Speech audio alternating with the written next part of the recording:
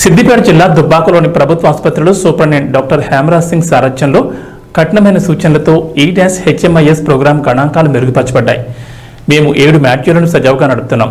IT support engineer Naresh Goud మరియు OPD team వనిత, కవిత, సంగీత, దివ్యల పనితీరుతో జనవరి 1, 2024 నుంచి 14 July 2024 వరకు 78.66%తో టీజీ-ఈహెచ్ఎంఐఎస్ మొబైల్ యాప్లో డాక్టర్ ప్రిస్క్రిప్షన్లను అప్లోడ్ చేయడం ద్వారా 2వ స్థానాన్ని సంపాదించామన్నారు.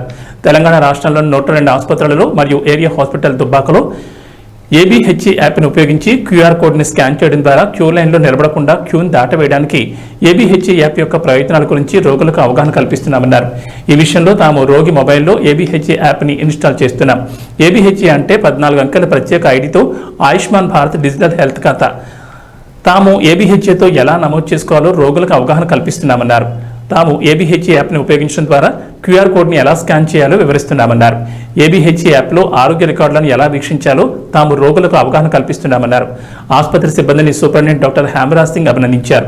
రానున్న రోజుల్లో ఆసుపత్రిని రాష్ట్రంలో మరింత ముందుకు తీసుకెళ్తామని ఆయన ఆశాభావం వ్యక్తం చేశారు.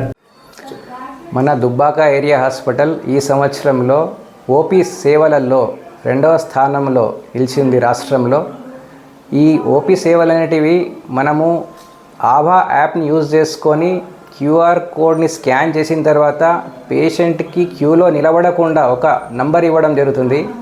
ఆ నంబర్ ప్రకారం వాళ్ళు కూర్చున్న ప్లేస్కే మనం అనౌన్స్ చేసి వాళ్ళ టైం వేస్ట్ కాకుండా పిలిపించుకొని వాళ్ళకు ట్రీట్మెంట్ చేయడం జరుగుతున్నది.